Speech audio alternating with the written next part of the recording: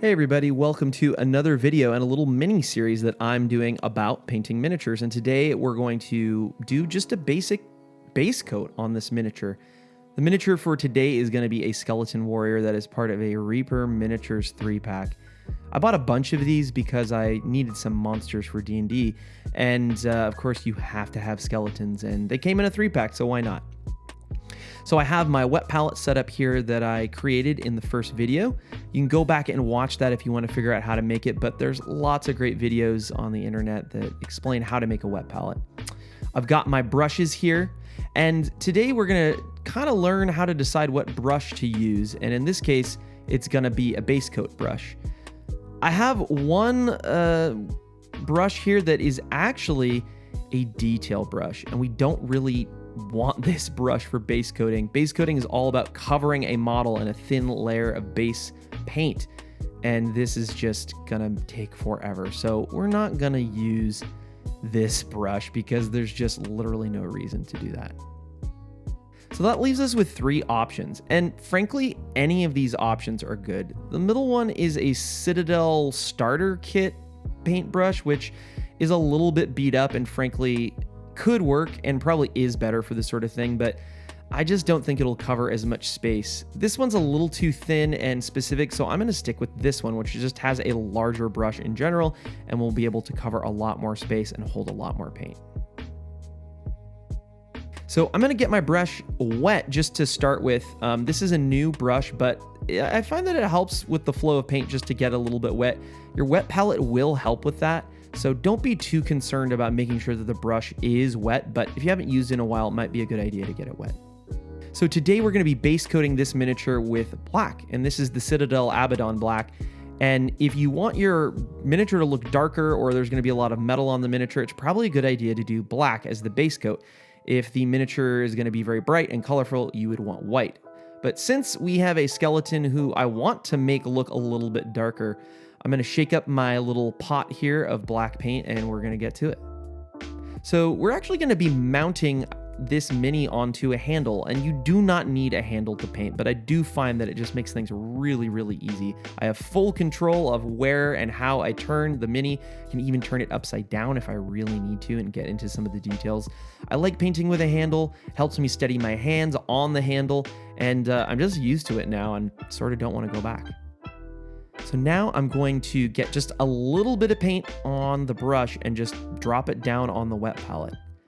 Because I'm going to be base coating an entire model with one color, you can kind of go back and add more, but for now, I'm just going to use a little bit to start with. And as I explained in the first video, the wet palette is going to make the paint a little bit thinner and a little bit wetter. We actually want that. We want to water down our paint because we want a thin layer of paint on the model. And it would actually be better to do 2 thin layers of paint as opposed to 1 gloopy layer of paint. If your paint is too gloopy, you're just going to lose a lot of the fine detail, and that's very bad. So doing a thinner, lighter sort of layer to start with is a really, really good idea. And I'm not really being careful here. I'm just smashing paint onto the skeleton. That's what this is. We're just base coating. So don't be afraid to go nuts. But again, the important part is to make sure that the paint is not thick. Now, normally if I was painting a fine detail or using a lighter color that I wanted to work up as a highlight, I would be just putting a little bit on the end of the brush. In this case, it just doesn't matter. I'm just throwing as much paint as I can on the brush because I can always move it around the model. Because it's so watery, it will allow me to keep it from pooling in the crevices, which you want to do. You should never pool up in like an armpit or a detail. It should always be moving around. And so the paint that I actually have on the model right now even is probably enough to cover about half the model if I'm really, really, really diligent about it. But it doesn't really matter. I'm just going to keep dipping back onto my palette and just brushing over and getting the high raised edges and then working my way into the details once I can see the little white parts poking out. So this is what I was talking about earlier. Sometimes it's nice to have a handle because you can just do this and it's just so much easier to hold the model. Sometimes there's details underneath, like under an arm, or maybe there's clothes hanging down and you need to get in under the clothes to cover everything. This is just going to make it a lot easier, but don't fret. If you don't have a painting handle, it's really easy to make one. You can take a wooden peg or even the top of one of your paint pots and just use like glue or sticky tape or sometimes plumber's tack and just put a little blob on the bottom of your model and just attach it to the bottom and kind of hold it like a handle. If you want to go halfway in between though, Etsy has all kinds of great just custom basic handles made from wood, and there's all kinds of hobby websites that sell this stuff too. So I've been painting for a little while now, and I've actually been able to get this model up to a really solid black, and it doesn't take that long. You can be pretty sloppy with it, and by the time one side dries, because it's such a thin layer of paint, you can move on to the other side and then come back again with the same brush and build up on top of that already thin layer of black that's dried. The shield on this model dried the fastest I found, and I was able to go back over that even maybe 2 or 3 times and create a darker black color. So I've been painting for a while and I need to wash my brush. It's really important to make sure that the paint doesn't dry inside the brush really close to the ferrule, which is the part of the brush that attaches it to the stick. So basically the metal bit. And you can see that there's a little bit of a stain there, but that's okay. That'll come out actually pretty easily.